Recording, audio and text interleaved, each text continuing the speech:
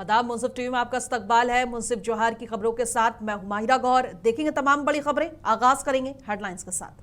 सुर्खियों को पेश करने में ताउन किया है डॉक्टर ऑर्थो ऑयल के साथ साथ डॉक्टर ऑर्थो कैप्सूल्स साथ लेना ना भूलें। सीएम हेमंत सोरेन से गौरव गोगोई ने की मुलाकात। असम चुनाव की रणनीति पर हुई चर्चा।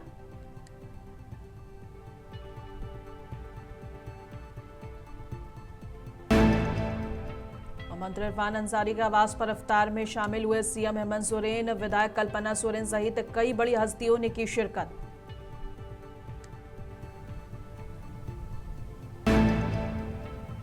मुख्यमंत्री हेमंत सोरेन की अध्यक्षता में हुई कैबिनेट बैठक। राज्य के विकास, शिक्षा सहित 40 प्रस्तावों को मिली मंजूरी।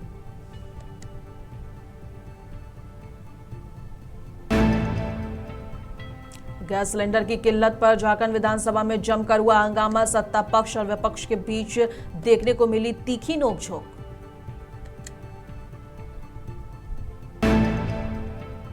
सदन में विधायक अमित कुमार यादव ने उठाया दोहरी जमाबंदी का मुद्दा। मंत्री दीपिका बेरुआ ने दिया जवाब।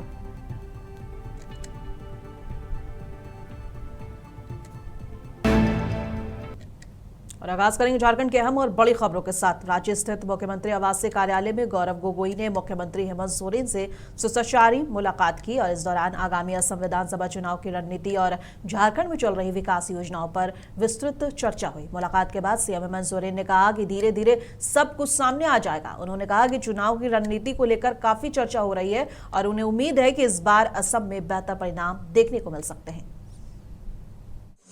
अगर बातें बता देंगे तो फिर बचेगा कुछ नहीं ना। धीरे धीरे पत्ते खोलेंगे। हाँ, आपको पता है कि हम लोग राजनीतिक दल भी हैं।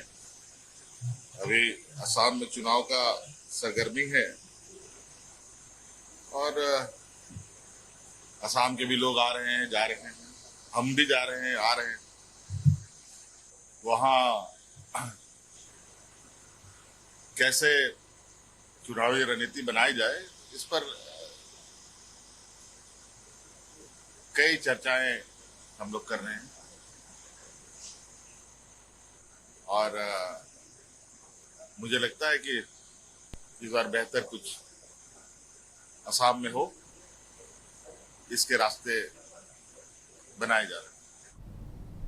झारखंड के मुख्यमंत्री हेमंत सोरेन और उनकी पत्नी कल्पना सोरेन ने स्वास्थ्य मंत्री डॉक्टर इरफान अंसारी के आवास पर आयोजित इफ्तार कार्यक्रम में शिरकत की। इस अवसर पर राज्य सरकार के कई मंत्री और जनप्रतिनिधि भी मौजूद रहे। मंत्री इरफान अंसारी ने मुख्यमंत्री का अपने आवास पर गर्मजोशी से इस्तकबाल किया। इफ्तार कार्यक्रम में आपसी भाईचारे, सौहार्द और सामाजिक एकता और का संदेश दिया गया। सभी ने मिलकर रमजान के पवित्र महीने की मुबारकबाद दी। रमजान का महीना है, आप सबको मालूम है। जगह जगह पर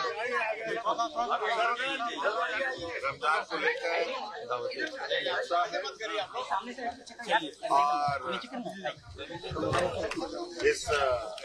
और इस अवसर पर इफ्तार के भी कार्यक्रम जगह जगह पर हो रहे हैं।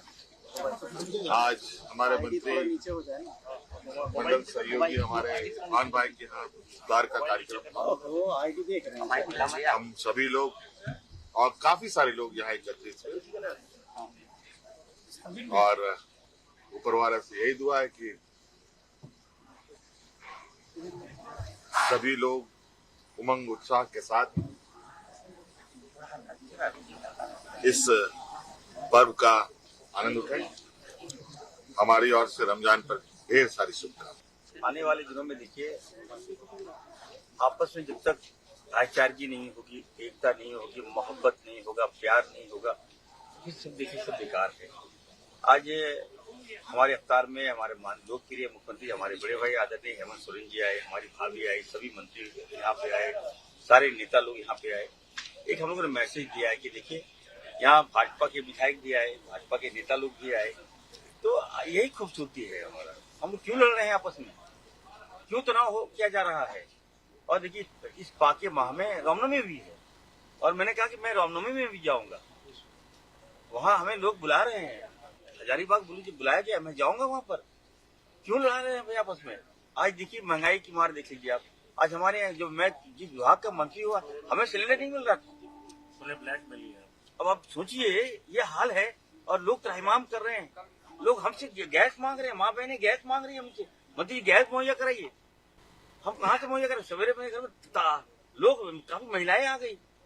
तो निश्चित तौर पर मैं देश के प्रधानमंत्री को कहूंगा कि आपके हाथ में जिम्मेवारी है, जवाबदेही है, इसको ठीक ठाक कीजिए।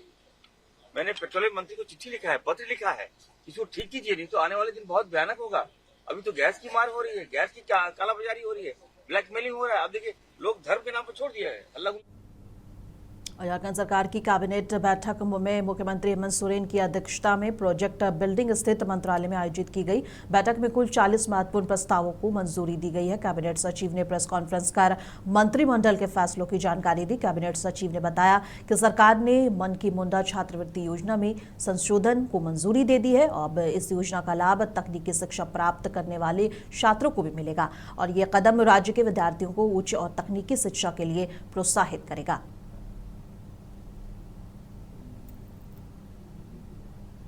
झारखंड विधानसभा के पंचम बजट सत्र का आज 13वां दिन है और आज सदन की शुरुआत हंगामे के साथ हुई। देश भर में गैस सिलेंडर की किल्लत को लेकर सत्ता पक्ष और विपक्ष के नेताओं ने एक दूसरे पर जमकर निशाना साधा और नेता प्रतिपक्ष बाबूलाल मरांडी ने कहा कि कांग्रेस इस मुद्दे पर भरम फैला रही है। इस पर विधायक प्रदीप यादव ने जवाब देते हुए कहा कि कई जगहों पर गैस की कमी है और इस मामले में केंद्र सरकार तक संदेश जाना चाहिए। इस मुद्दे पर सदन में तीखी बहस देखने को मिली। पार्टी क्या कर रही, अराजकता की स्थिति पैदा करना चाहते हैं अपोजिशन वाले और आज से नहीं लगातार ये लोग यही काम कर रहे हैं। अध्यक्ष महोदय ऐसे कैसे चलेगा? बोलिए ये लोग अपना काम नहीं करते। अध्यक्ष महोदय यह जो गैस की किल्लत है, पेट्रोल की किल्लत है, डीजल की किल्लत है, ये भारत सरकार के गलत विदेश नीति, गलत कुप्रबंधन का परिणाम है। और प्रतिपक्ष के नेता कह रहे हैं कि गैस की किल्लत नहीं है। अखबार लिख रहा है कि मंदिरों के भोग बंद हैं। बाबूलाल जी हिम्मत है तो बताइए अपने आला को जाकर के। आज लिख रहा है अखबार कि स्कूलों के मध्याह्न भोजन बंद है। अखबार लिख रहा है कि जो आपके बिजली के चूल्हे थे अध्यक्ष महोदय, महीने में 1 लाख बिकता था, आज एक दिन में 1 लाख बिक रहा है। के लिए अपने दोस्त अडानी को बचाने के लिए अमेरिका के सामने घुटने टेका है, जिसका परिणाम है ये गैस का किल्लत, ये पेट्रोल डीजल का किल्लत। अध्यक्ष महोदय इसलिए अगर भारतीय जनता पार्टी को थोड़ा भी शर्म है तो भारतीय जनता पार्टी के नेता अपने आला को जाके बताएं कि झारखंड में गैस का हाहाकार है, डीजल पेट्रोल का हाहाकार है, ये बताया जाके। बरकट्टा विधायक अमित कुमार यादव ने अपने क्षेत्र में जमीन की प्रक्रिया में दोहरी जमाबंदी का मुद्दा सदन में उठाया। उन्होंने कहा कि इससे स्थानीय लोगों को कई तरह की परेशानियों का सामना करना पड़ रहा है और प्रशासन को इससे गंभीरता से लेना चाहिए। इस पर जवाब देते हुए मंत्री दीपक बिरुआ ने कहा कि सरकार मामले को संज्ञान में लेकर जांच करा रही है और समस्या के समाधान के लिए आवश्यक कदम उठाए जाएंगे। अध्यक्ष महोदय, पहले सोमरा मुंडा के परिवार से शिबू देवी सीएमटी जमीन को लिया था। अध्यक्ष महोदय, जब एसएआर कोर्ट में मामला चला तो फिर से सोमरा मुंडा को वो जमीन ट्रांसफर हो गया। अध्यक्ष महोदय, जब सोमरा मुंडा को ट्रांसफर हो गया जमीन अध्यक्ष महोदय, तो उन्होंने जमीन को आलोन तिर्की, ओसरेन सुबानी कुल्लू और मेलसन खलको को जमीन बेच दिया। अध्यक्ष महोदय, अब इन लोगों को जमीन बेचने के बाद इन लोग का भी म्यूटेशन हो गया, रजिस्टर 2 में चढ़ गया। अध्यक्ष महोदय, लेकिन आज के दिन में भी जब ऑनलाइन चेक किया जाता है या फिर मतलब रजिस्टर 2 में देखा जाता है अध्यक्ष महोदय, तो श्रीमती शिबू देवी का नाम आज भी उसमें दर्ज है, जिससे दोहरा जमाबंदी का मामला आ रहा है। सरकार का उत्तर आया अध्यक्ष महोदय की सुनवाई करके अगले 3 महीने में हम क्या देंगे। जब अध्यक्ष महोदय हमारे ये कहना है कि एसएआर कोर्ट में जब ये क्लियर हो गया, जमीन इसको वापस हो गया है, तो फिर 3 महीने इसको हटाने में क्या समय लिया जा रहा है अध्यक्ष महोदय? इसको तत्काल वहां से हटवा दिया जाए, ये मेरा आग्रह है सरकार से। माननीय मंत्री अध्यक्ष महोदय, माननीय सदस्य अमित कुमार जी ने बातें की, इसमें खाता संख्या 53 में 2 प्लॉट के बारे में इन्होंने जिक्र किया। इसको गौर करने की बात है, जिसमें 52-32 है और 52-29 है। तो हम लोग ने ये स्वीकार किया कि श्रीमती शिबू देवी पिता हिरन साहू के नाम से ऑनलाइन पंजी 2 में भाग संख्या पृष्ठ संख्या 5 पृष्ठ 190 खाता संख्या 53 प्लॉट संख्या 5229 रकबा 24 डिसमिल प्लॉट संख्या 5232 रकबा 21 डिसमिल कुल रकबा 45 डिसमिल दर्ज। उसमें SAR बात संख्या 76 8990 न्यायालय की बलराम विशेष विनिमय पदाधिकारी के द्वारा 29/1/2003 तथा SR बात संख्या 157 9-10 विशेष विनिमय पदाधिकारी रांची के आदेश 6/6/2011 के आधार पर ऑनलाइन पंजी 2 में पृष्ठ संख्या भाग संख्या 14 पृष्ठ संख्या 283 तोरपा विधायक ने अपने क्षेत्र की स्वास्थ्य व्यवस्था का मुद्दा सदन में उठाया। उन्होंने कहा कि इलाके में बेहतर स्वास्थ्य सुविधाओं की जरूरत है। इस पर जवाब देते हुए स्वास्थ्य मंत्री डॉक्टर इरफान अंसारी ने कहा कि सरकार स्वास्थ्य सेवाओं को मजबूत करने के लिए लगातार काम कर रही है और क्षेत्र की समस्याओं को समाधान के लिए आवश्यक कदम उठाए जाएंगे। क्या यह बात सही है कि रेफरल अस्पताल तोरपा में प्रसूति रोग विशेषज्ञ एनेस्थीसिया रोग पदास्थापित है? अध्यक्ष महोदय, जिसका जवाब मिला है जो पूरी तरह से गलत है। इसमें जानकारी दी गई है कि सप्ताह में 2 दिन प्रतिनियुक्त है और ये पूरी तरह से गलत जानकारी है। वहां पर अभी किसी तरह के कोई प्रतिनियुक्त नहीं है और वहां पर कोई काम नहीं हो रहा है और एनेस्थीसिया डॉक्टर जो है उपलब्ध नहीं है। ये जो जानकारी जो दी गई है उत्तर में वो पूरी तरह से भ्रामक है। माननीय मंत्री जी सर, अभी माननीय विधायक जी ने जो कहा कि उत्तर जो दिया गया वो भ्रामक है, ये ठीक नहीं लगता है महोदय। संवेदनशील विभाग है हमारा, हम लोग काम कर रहे हैं, अच्छा काम कर रहे हैं और खूंटी में तो हमारा सबसे अच्छा सदर हॉस्पिटल चल रहा है, पर्याप्त डॉक्टर है महोदय। इनका जो पर्टिकुलर क्वेश्चन है कि तोरपा के रेफरल अस्पताल में एक भी गायनेकोलॉजिस्ट नहीं है महोदय, तो ये बात सही है, मैं स्वीकार भी करता हूँ महोदय कि हमारे पास डॉक्टर्स की कमी है और इसको दूर करने के लिए हम लोग लगातार प्रयास कर रहे हैं महोदय, दिन रात काम भी कर रहे हैं। आने वाले दिनों में लगभग आपको हम बता दें महोदय कि 600 से अधिक डॉक्टर की बहाली करने जा रहे हैं। तो मैं स्वीकार भी करता हूँ कि वहाँ स्त्री रोग नहीं है महोदय, तो सर वेट कर रहे हैं, हम ठीक कर रहे हैं, व्यवस्था को ठीक कर रहे हैं। हम उनको वहाँ पे हम स्त्री रोग भी देंगे महोदय और एनेस्थीसिस्ट भी हम देंगे महोदय। ठीक है सुदीप जी, मंत्री का आश्वासन हो गया। अध्यक्ष महोदय, जो जानकारी जो दी गई है वहाँ पर तो भ्रामक है, वहाँ पर प्रतिनियुक्त कर दिया गया है, वह है ही नहीं। और खंड 2 का तो मैं सवाल भी कर ले, चलिए एक बार पूछ लीजिए। रेफरल अस्पताल तोरपा मशीन अल्ट्रासाउंड मशीन उपलब्ध है और उसका इलाज उपयोग किया जा रहा है, ये भी गलत है। वहां पर स्त्री रोग विशेषज्ञ भी नहीं है और अल्ट्रासाउंड मशीन का भी कोई उपयोग नहीं हो रहा है। वहां से वो 100 पीस का चीज रह गया है। ये दोनों जो खंड 1 और खंड 2 का पूरी तरह से गलत और भ्रामक यहाँ पर सदन को गुमराह किया जा रहा है। माननीय मंत्री जी। सर देखिए सर, माननीय विधायक जी जो कह रहे हैं, इरफान अंसारी से सदन को गुमराह नहीं करता है, हमारा विभाग गुमराह नहीं करता। सबसे ज्यादा सेंसिटिव हम हैं और ये गवाह है सर कि आप देख लीजिएगा सबसे ज्यादा प्रश्न स्वास्थ्य विभाग में पूछे गए। ये साफ दर्शाता है कि हमारे माननीय जो लोग हैं कितने काम हो रहा है तो क्वेरी भी हो रहा है महोदय। तो रही बात की इनका कहना है कि अल्ट्रासाउंड मशीन उपयोग में नहीं है, तो अभी महोदय हम लोग टेंडर कर दिए हैं, टेंडर हो गया है सभी जगह, सभी सदर हॉस्पिटल में, सभी रेफरल हॉस्पिटल में अल्ट्रासाउंड मशीन भी लगाए जा रहे हैं महोदय, बहाली कर रहे हैं। अगर बहाली नहीं होगा महोदय तो आउटसोर्सिंग के माध्यम से हम लोग एक्सपर्ट को लाकर महोदय अल्ट्रासाउंड मशीन। और रांची डीसी मंजुनाथ भजंतरी की अध्यक्षता में रांची में एलपीजी सिलेंडर की उपलब्धता और आपूर्ति की स्थिति की समीक्षा को लेकर बैठक आयोजित की गई। बैठक में विभिन्न गैस कंपनियों की प्रतिनिधि भी मौजूद रहे और अधिकारियों ने जिले में एलपीजी आपूर्ति की वर्तमान स्थिति की जानकारी ली और वितरण व्यवस्था को सुचारू बनाए रखने पर चर्चा की गई। इस दौरान गैस कंपनियों के प्रतिनिधियों ने उपभोक्ताओं से पैनिक बुकिंग नहीं करने का आग्रह किया है। उन्होंने कहा है कि पर्याप्त मात्रा में सिलेंडर उपलब्ध है और नियमित आपूर्ति सुनिश्चित की जा रही है। झारखंड के मुख्य निर्वाचन अधिकारी के रवि कुमार ने एसआईआर की तैयारियों से पहले राजनीतिक दलों के साथ बैठक की और उन्होंने कहा कि आने वाले जो एसआईआर है उनको लेकर बैठक हुई है, इसमें सभी मुद्दों पर चर्चा की गई है। आज सभी रिकॉग्नाइज्ड पॉलिटिकल पार्टी का रिप्रेजेंटेटिव के साथ में बैठक हुई थी। आने वाला एसआईआर है उसी का अप्रैल में करने के लिए कमीशन का निर्देश है, उसका कितना प्री रिविजन एक्टिविटीज चल रही है उसी के संबंध में उनका दिया गया। साथ में उनका प्रत्येक पोलिंग स्टेशन में BLA 2 का अपॉइंट करके उनका सहयोग के बारे में रिक्वेस्ट की गई थी।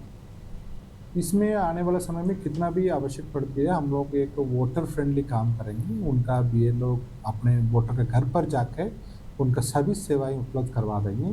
कहाँ संपर्क नहीं हो रही उन्हीं के हम लोग को कैम्प लगा के उसका करेंगे।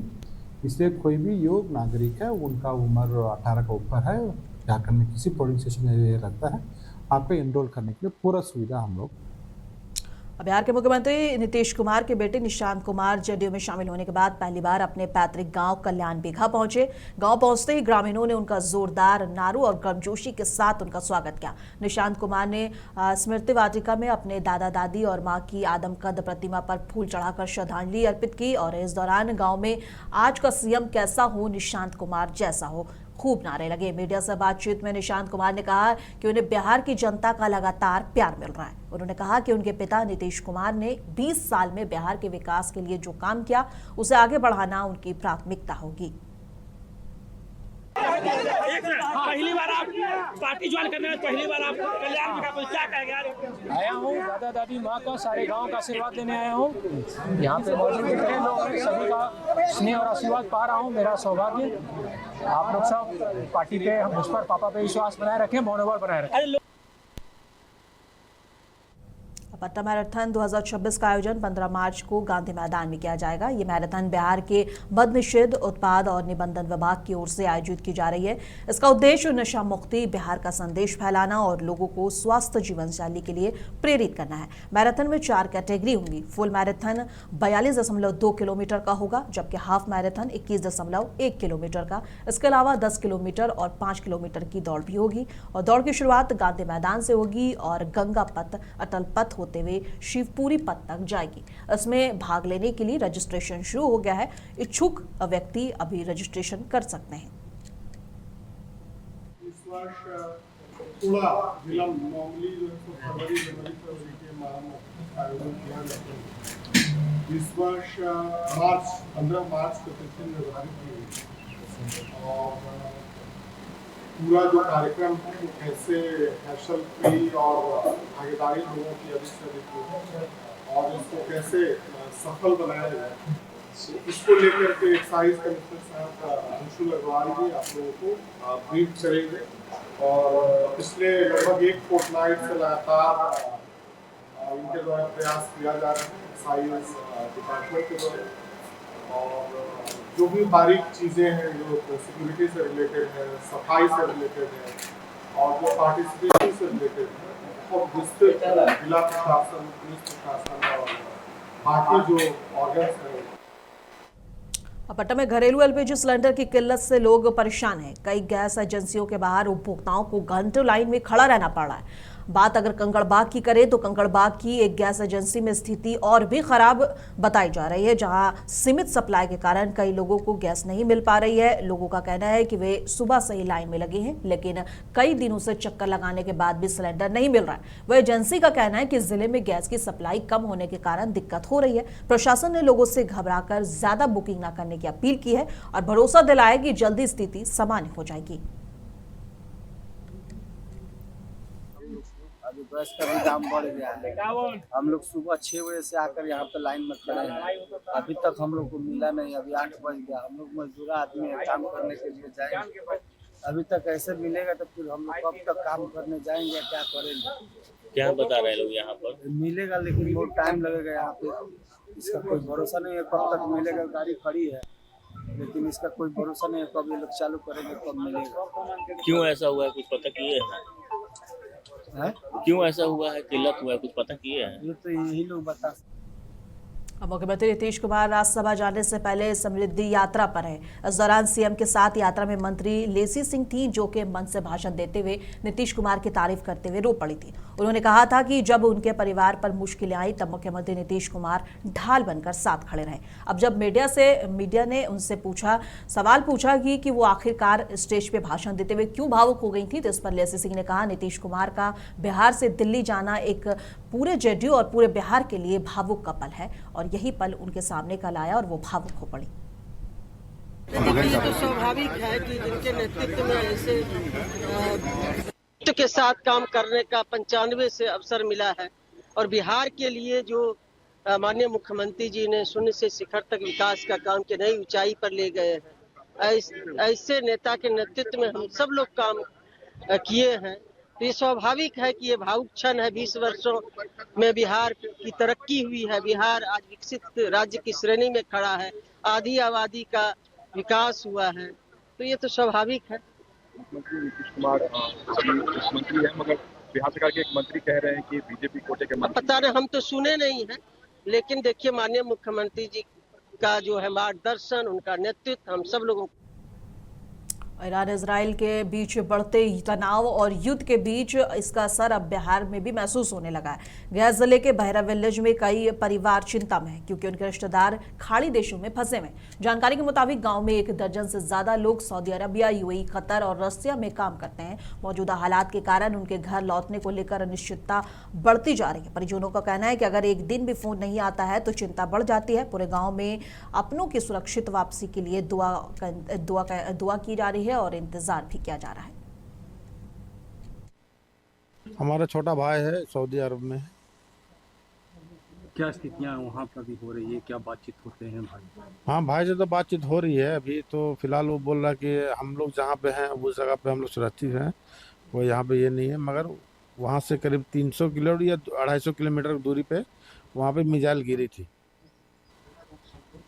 भाई कहीं न कहीं भाईजान को लेकर तो चिंता है, जरूर चिंता है। पूरा परिवार में चिंता है, क्या होगा नहीं होगा। अभी तो 2 महीना होके जो हुआ उसको जाने का, छुट्टी पे आया हुआ था। अगर हम लोग ऐसा मालूम रहता कि ऐसा होने वाला तो हम लोग भेजते नहीं।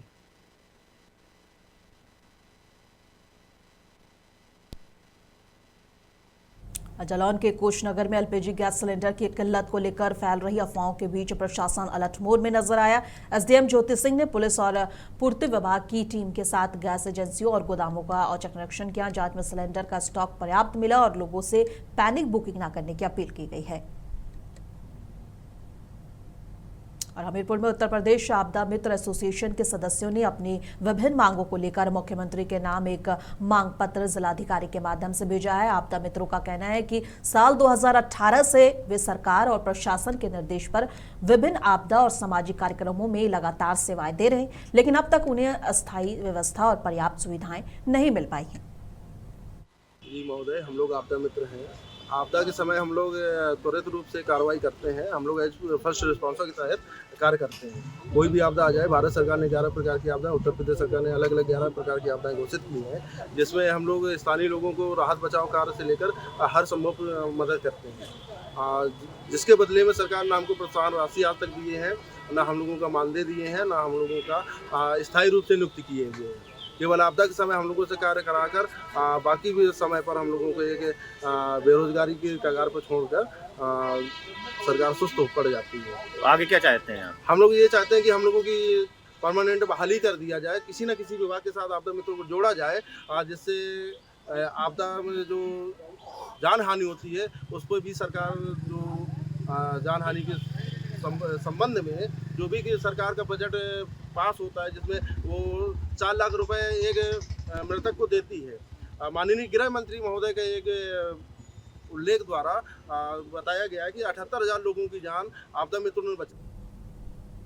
अलीगढ़ में मंगलयातन विश्वविद्यालय के 12वें दीक्षांत समारोह में मुख्य अतिथि सतीश महाना और विशिष्ट अतिथि स्वतंत्र देव सिंह मौजूद रहे। स्वतंत्र देव सिंह ने छात्रों को उज्जवल भविष्य की शुभकामनाएं दी और कहा कि केंद्र और राज्य सरकार युवाओं के विकास के लिए लगातार काम कर रही है। उन्होंने प्रदेश में निवेश बढ़ाने की हालिया जापान और सिंगापुर दौरे का भी जिक्र किया और छात्रों से अपील की कि वे अपनी शिक्षा और डिग्री का उपयोग देश और राज्य के विकास में जरूर करें। हम लोग शामिल और आज दीक्षांत समारोह में शामिल और बच्चों के उज्जवल भविष्य के लिए शुभकामनाएं दी और भविष्य के लिए जो केंद्र राज्य सरकार जो योजनाएं हैं, जैसे आदरणीय राज्य के लिए आदरणीय योगी आदित्यनाथ जापान और सिंगापुर के दौरा अन्य मंत्री हैं। आज वह इन्वेस्टर दीपावली यानी 5-6 दिन के अंदर ही उन्होंने 200 सीओ ऐसा बोले कि हम अगस्त में आना चाहते हैं, यानी कि आने वाला समय और उत्तर प्रदेश जो डेवलपमेंट हो रहा है, आने वाला उत्तर प्रदेश, आत्मनिर्भर भारत और आत्मनिर्भर उत्तर प्रदेश, विकसित भारत और विकसित उत्तर प्रदेश की आवश्यक है। ये जो डिग्री प्राप्त छात्र हैं वो राज्य के बारे में, देश के बारे में उनका उपयोग हो सके। और ये दीक्षांत समारोह बहुत शानदार रहा। यूनिवर्सिटी के बच्चे अच्छे रहे, मैनेजमेंट टीम में सभी बधाई। और समाजवादी पार्टी की नेता डिम्पल यादव ने दिल्ली में मीडिया से बात करते हुए कहा है कि हम कोई घबराहट नहीं फैला रहे हैं, हम तो बस सरकार से ये पूछ रहे हैं कि उसने क्या तैयारियां की। सोशल मीडिया पर और यहां तक कि खबरों में भी जो वीडियो सामने आ रहा है उसमें साफ तौर पर देखा जा सकता है कि लोग लंबी लंबी कतारों में खड़े हैं, गैस सिलेंडर का इंतजार कर रहे हैं। जिन लोगों के घरों में शादियां हैं उन्हें अपने मेहमानों के लिए खाना पकाने के लिए पारंपरिक चूल्हे जलाने पड़ रहे हैं। सरकार को ये समझना चाहिए कि समस्या और उससे साफ तौर पर बताना चाहिए। इस मुद्दे को सुलझाने के लिए वे क्या कदम उठा रहे हैं ये उन्हें साफ करना चाहिए। नहीं, पैनिक क्रिएट नहीं कर रहे हैं। सरकार से पूछा जा रहा है कि सरकार की क्या तैयारी है, क्योंकि जो वीडियोस सोशल मीडिया के माध्यम से सामने आ रहे हैं और जहां न्यूज़ के माध्यम से भी सामने आ रहे हैं, वहां दिखने को मिल रहा है कि लोग लंबी लंबी कतारों में खड़े हुए हैं। जिनके घरों में शादियां हैं उनको चूल्हे जला के अपने बारातियों के लिए खाना बनाना पड़ रहा है। तो सरकार समझे कि दिक्कत है और इसे सुलझने के लिए सरकार क्या कर रही है, ये स्पष्ट रूप से अपनी बात को। मुंसिफ जौहर की खबरों में बस इतना ही। कल फिर मिलेंगे इसी वक्त। तब तक के लिए देश दुनिया की तमाम खबरों के लिए बने रहें मुंसिफ टीवी के साथ।